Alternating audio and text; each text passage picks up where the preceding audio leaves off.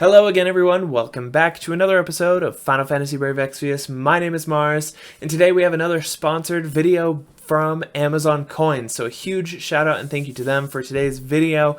Amazon Coins is an awesome way to save money on your in-app purchases. If any of you have been to my poll streams before, or you've watched some of my poll stream recap videos, you know that sometimes there can be a pretty penny to pay for some of these summons, and Amazon Coins is the best way to save money regardless of how much you decide to spend. You can get up to 20% off on any of your in-app purchases thanks to Amazon Coins through the Amazon App Store version of Brave Exvius. So it's something I totally use, I totally recommend, I absolutely love it. I recommend it to everybody. And so a huge shout out and thank you to them for sponsoring today's video. Let's go ahead and jump into the fight. Today's video is the complete guide for Soul. So for all of you villain lovers out there who want the big baddies and the big monsters and the big damage, this video is for you. It's all about Soul, how to use him, and what makes him unique or special. Now, at the time of recording, the game is down for maintenance, so I get to show you a little bit of B-reel, as well as show you some of my classic slides. I'm sure many of you guys who are fans of the channel for a long time kind of recognize this style of complete guide. I did these a lot back when I had more time to do them, so today you get a little bit of a treat since I don't have the game to play in right now. So all the same, we're going to forge right on ahead. Today's complete guide for Soul. So the Soul has a ton of abilities in his kit. He really does. He has a lot of stuff you can look at, but we're going to focus on the key abilities that you're going to be using the most in his kit. Of course, the most prevalent and the most important ones are his stacking Chaos Wave skills that come in Dark, Fire, and Light element. These are going to be your bread and butter damage skills that you're going to be spamming over and over and over again to drive your enemies into the dirt. So these are super important. Now, of course, he also has other Chaos Wave skills for each of those elements that also imperil all of those elements that do not stack. So you do have another alternative option if you do need to refresh an imperil for whatever reason, or if you need to use one of your non-stacking skills. Those are your options as well.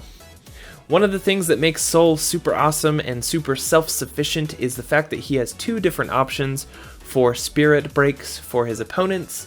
He can do a 60% or a 70% on-demand spirit break for his opponents. Of course, the 70% break, because it is so good and so on-demand, it does come with the drawback of breaking your own party by 70%. So keep that in mind if you're going to use it. If you're running break immunity on your party anyways, it's not going to actually break your own party, and it's just a free 70% spirit break. So that is super handy, and you can quadcast it as part of his normal rotation. So if you're up against a boss like Glacial, where you may not want to run a dedicated breaker, you can go ahead and slot in this 70% break, knock those stats down, and do a ton of extra damage. It's highly, highly recommended whenever you're able to use a break.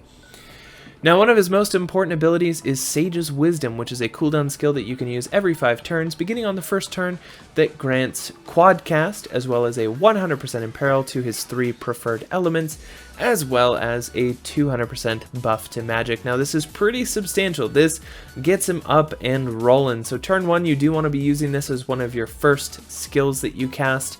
It gets you up and going and gives you Quadcast for the following 4 or 5 turns, whatever it is, until Sage's Wisdom is available again. So that's going to be an integral part of your rotation.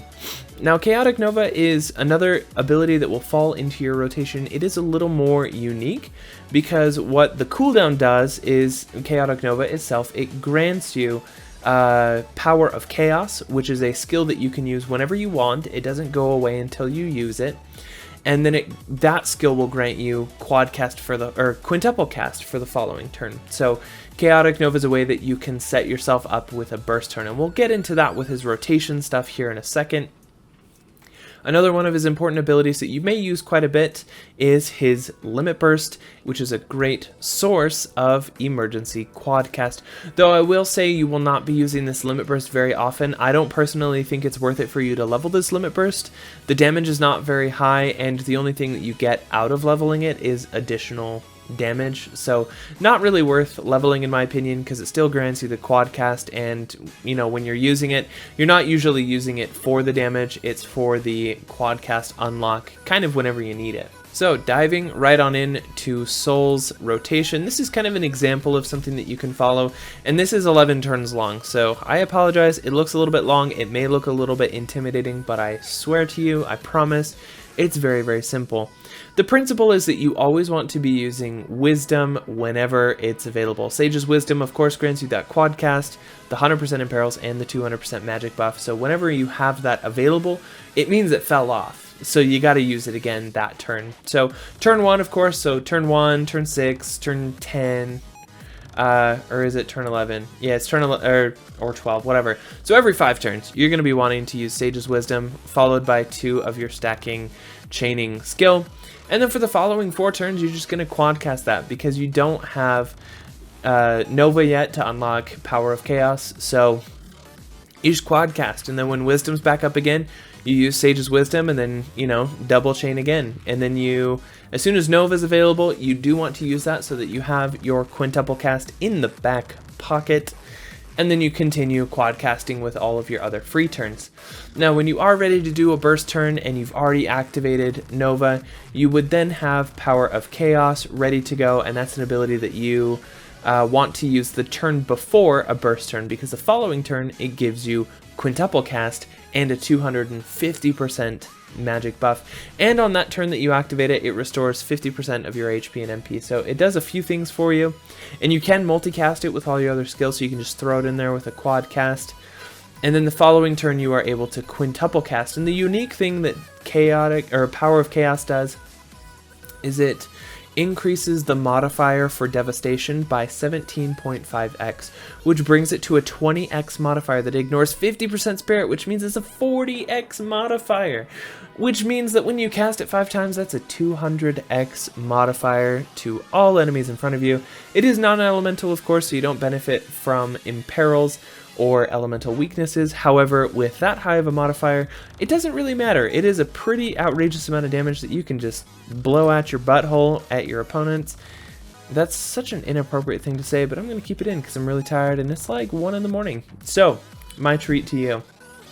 Anyways, that quintuple cast devastation is what you want to be using when you're ready for some burst turns. Of course, you've seen me use it in the Tour of Destruction against Scorn of the Wicked Moon. So that is super handy to have. Now, one thing I will note is that you want to keep track of your stacking skills, because as you know, if you take Soul against Blood Moon, you may have to swap elements on the fly. But if you're using a stacking chaining skill, and then you swap to a different stacking chaining skill, it will reset your stacks. You do not want to be swapping to a different stacking skill unless you're committed to making that change and you just want to keep building those stacks instead. So you may have seen this in the video already with the Tour of Destruction. I did this on Blood Moon. I was using Divinity to chain, I was using light chains, and then a light apostle shows up. Oh no, I can't use light damage, I have to kill this guy. Well, I can't swap to the dark stacking chaining move, which is execution, right? Because that'll reset my light stack. So instead I use the imperiling dark chaining move, obliterating darkness, and that one doesn't stack. It just does dark damage, it imperils dark damage, and it's chaos wave, so it chains nicely.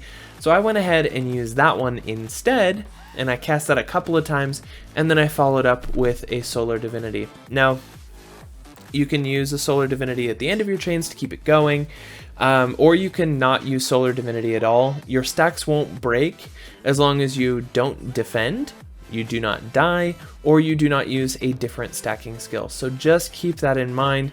That's why, when you see it in the video, I went with Obliterating Darkness, because it's not a stacking ability. I could still kill the Apostle with it, and I didn't have to worry about resetting my stack. So that's just something for you to keep in mind if you're using Soul or any other stacking damage dealer. You want to make sure that you are not mixing up your stack skills, otherwise you're going to reset them. So just a little tidbit of information to help you get a little bit more out of Soul. Now, of course, the next thing we want to look at is his builds. Soul has the highest magic stat potential of any unit in the game. If you have a totally whaled out build for him, which I know pretty much nobody does, including myself, I have something relatively close, but you can get him up to 3,500 magic, which is insanity. It's crazy, but of course, as you know, true dual wield mages do require some pretty hard to acquire STMRs, so it's not for everyone, certainly, you know, to get a build like this, but if you do happen to have true dual wield magic stuff, Soul could be a unit that you might be very interested in because he has that innate dual wield, he has passive true dual wield. You can get him up to really, really silly high amounts of magic relatively easily if you have at least a couple of those STMRs, especially something like Ravenheart, which I know is a common STMR Moogle pick or a UOC pick. I mean, I UOC'd 2 Malphazes so I could get a second one myself, so I have magic true dual wield from that, and that makes it so that my Soul can hit 33, 34, 3,500 magic, and so that's just something to think about on the STMR end of things. Now if we're going to look at something a little bit more budget, you can still get some very high magic even with anything that is 5-star base or more common. So of course you're going to run something like the Stardust Rod and whatever your other best magic items are. Soul is blessed with the ability to use daggers, staves, rods, instruments, and flails, so he does have a lot of options. Of course, rods are going to give you your highest amount of damage, but there are things like High Seraph Ultima's Dagger that give a lot of magic, or even Badrosa, which is Citra's STMR. That gives you a very high amount of spirit and a high amount of magic. So if you're looking to build out your survivability a little bit, you can throw a staff in there. That's great. You could use Lilith's Flail if you want some survivability. That's handy. Soul can also equip light shields, although I'd probably never recommend it since it'll disrupt his true dual wield passives. And he can also equip helmets and medium armor, which is a little bit unusual for most mages. This makes it so that the magic circlet is an option for him to use. It grants 52 flat magic and 40 defense, which defense is something he needs as a mage, so that's super handy to use on him. Of course, you want to use his own TMR because that grants you triple cast, so any turn that your quad cast isn't available, you do want your triple cast, and Astral Robe is there for you. Facade of Balance is Circe's TMR. Of course, is going to be one of your best budget items in the accessory slot because of all the flat magic and magic percentage. And then this also included Scepter of Justice, which is the 60% Rod Mastery from the Morgana trial. That's relatively easy to acquire and a great way to get some extra magic. And then any other magic percentage materials that you have available. I used Heartbound by Hatred, which is Golbez's TMR. It grants a little bit of Esper bonus stats as well, so it fluffs his stats a little bit, but not my budge. But as you can see, we can get over 400% magic relatively easily, and we still get his 100% true dual wield passive. So while you may not cap out at 200% true dual wield, that is 2562 magic, and that's not an impossible build. You know, that's a build that you could aspire for. And of course, I always keep an empty slot for killers. And an additional note is when I put item world stats on my weapons, I tend to do a rare roll plus 10% of whatever the offensive stat is. So it's a good roll, but not an impossible one. So in this case, he gets 30% magic from both the Stardust Rod and Leviathan, or how do you say that? Leviathan in this particular build. So, you know, your results may vary depending on what you have available. So that covers his build. As far as whether or not Soul is worth it for you, that's totally going to depend on where you're at in the game. He is an extremely powerful mage at this point in the game, handling any and all trials thrown at him, barring anything that is magic immune. His elemental flexibility is a huge bonus for him because that's a big struggle with units like Circe, or not Circe, like Medina or Christine. Circe, of course, is super flexible, but Soul has some, you know, multiple element options, which is super handy, and he has quad cast with super high uptime, which is very helpful because there are going to be other additional mages that come down the line that are also quad cast Chaos Wave chainers, assuming they're not changed from the Japanese version. So the nice thing about Soul is that he's always going to have friends to party with because Chaos Wave is going to become an increasingly popular family, of course, barring any global changes. I would imagine, of course, we are going to still continue to get Chaos Wave chainers. We might get it with Exdeath, or we might get it with Kefka, or we might get it with CG Terra, or CG Darkvina, or CG Ishtola, or Palamamporum, or Vivi, or all these other characters that are coming later that are mages. we'll probably continue to see Chaos Wave with at least a large number of them. So he'll always have people he can chain with, and in his current state, he's not super far behind them in terms of damage, so you would still be able to use Soul with those units down the line. So he does have a pretty good lifetime value as a mage. Currently, he's not too far behind CG Dark Fina, who is one of the more popular pull targets from the Japanese version of the game. So if you do have Soul, you could consider skipping her, because I don't think there are any trials that require mages. There may be some that favor them down the line, but as far as mage required trials, there really aren't any, like Blood Moon down the line. So totally up to you in that regard. I personally love Soul. He's been a lot of fun for me to use. I've just always loved his sprite and his character, and you know, so for me that was the major draw. I just wanted to have, you know, him because of his role in the story. So for me that was the big appeal, but it also just so happens that he is an excellent mage. So that pretty much wraps up my thoughts about Soul. Let me know what you think of Soul down in the comments below, and I'll see everybody in the next video.